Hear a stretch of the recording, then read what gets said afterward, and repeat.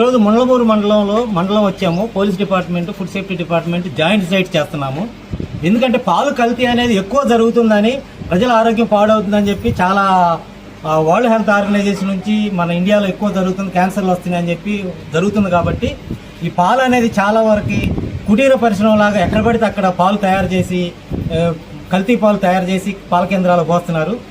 మేము చెప్పేది ఏంటంటే పాల కేంద్రంలో పాలు కలెక్ట్ చేసే వాళ్ళు కూడా ఈ పాలని చెక్ చేసుకొని తీసుకోవాల్సిందే. కల్తీ పాలు వస్తే వాటిని అందరినీ డిస్ట్రాయ్ చేయాలి. వాళ్ళ దగ్గర పాలు అనేది ఇక్కడ నుంచి ఎప్పుడు కలెక్ట్ చేయకుండా మీరు కఠినంగా నియమాలని పెడితే మాత్రం కంపల్సరీగా అది అరికట్టడం జరుగుతుంది. ఇలాగా పాల మీద కేసులు చాలా పెట్టాము. అవి జేసీ గారి కోర్టులో పెనాల్టీలు కూడా వేశారు. మళ్ళీ తిరిగి చేస్తున్నారని తెలిసింది. ఒకసారి కేసు అయిన తర్వాత మళ్ళీ కల్తీ పాలు తయారు చేసి కేసులో దొరికితే మాత్రం వాళ్ళ మీద క్రిమినల్ కేసులు పెడతాం జరుగుతుందని చెప్పి జేసీ గారు చెప్పారు. కాబట్టి అది కఠినంగా జరుగుతుంది. ఈరోజు ఈ శ్రీరామ్ డైరీలో ముండ్లమూరు వచ్చాము. ఇక్కడ పన్నీర్ అనేది తయారు చేసి హైదరాబాద్కి ఎక్స్పోర్ట్ చేస్తున్నారు. ఈ పన్నీర్ అనేది ఎలా తయారు చేస్తున్నారు ఏంటనే దాని మీద మేము కాన్సన్ట్రేషన్ చేసాము.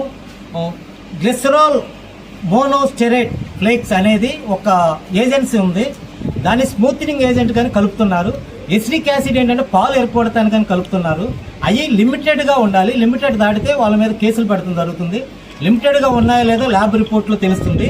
తర్వాత మామూలుగా ఏంటంటే పాలని విరగొడితే పన్నీర్ అవుతుంది. వీళ్ళు ఏం చేస్తారంటే పాలు కాక మళ్ళీ పాల పౌడర్ కూడా తీసుకొచ్చి కలుపుతున్నారు. పాల పౌడర్ కూడా మేము శాంపిల్ సేకరించాము, పన్నీర్ శాంపిల్ సేకరించాము. తర్వాత కోవా, బట్టరు ఇవన్నీ శాంపిల్ తీసాం. మొత్తం 6 శాంపిల్స్ ఇక్కడ నుంచి కలెక్ట్ చేసి ల్యాబ్ పంపిస్తున్నాం. ల్యాబ్లో కనుక ఆరోగ్యానికి హానికరం అనేది జరిగితే మాత్రం వాళ్ళ మీద క్రిమినల్ కేసులు పెడతాము. మామూలుగా సబ్స్టాండర్డ్ మిస్బ్రాండెడ్ అని వస్తే అది జేసీ గారి కోర్టులో కేసులు వేయడం జరుగుతుంది.